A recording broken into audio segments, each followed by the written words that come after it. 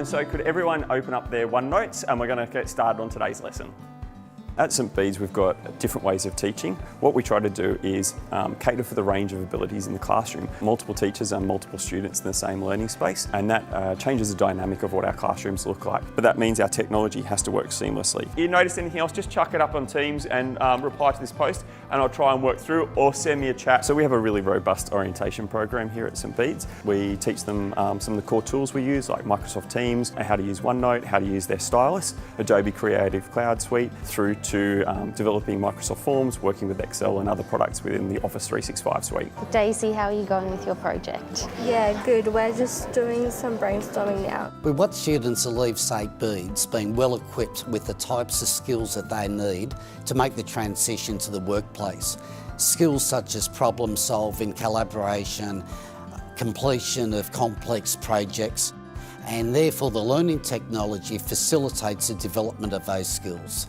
Because we've gone down the path of a bring your own specified device, what we knew was as soon as remote learning happened that we had the right tools in students' hands for them to continue with their learning. They had a device that had a video camera, that had a microphone, that was 2-in-1, that all the teachers could depend on. It meant that we were spending less time worrying about the technology and more time worrying about the learning that was occurring. I know that we had some lessons where some of our parents became experts in the classroom. There was certainly a lesson where we were talking about sustainable farming, and one of our parents, who runs a small farm, jumped onto the call and actually gave her feedback, which was wonderful, something we can't do in a traditional classroom environment. I'm a visual arts teacher, and we've been really fortunate in that our students have become really savvy at using Teams in order to work on their assessment tasks and submit them. So I'm able to personalise that learning experience by checking in with students along the way, looking at their documents and where they're up to. We use Microsoft Endpoint Manager, or what we call Intune.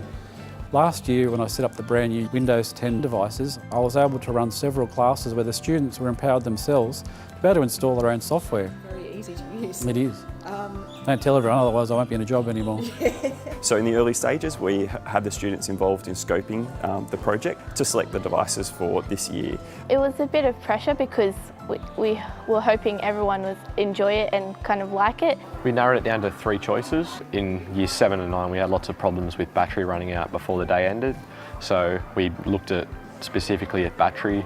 We also looked at ruggedness. Making sure that laptops do charge quickly if they do run out, so we can still keep on working.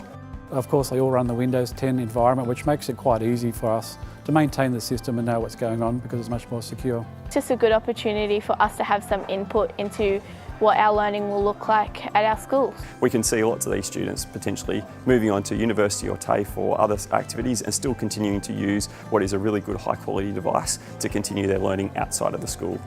Did I miss anything? I'm just trying to do head bingo.